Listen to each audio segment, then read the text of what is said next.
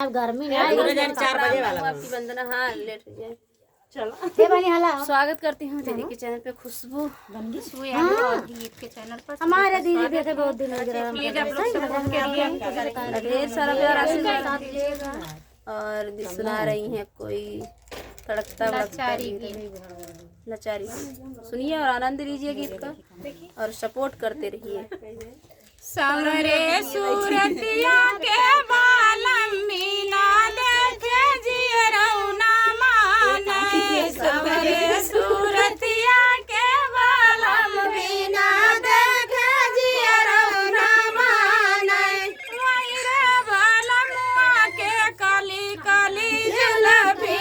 वही रे बालमुआ के काली काली जुलफी। बंगलो गजब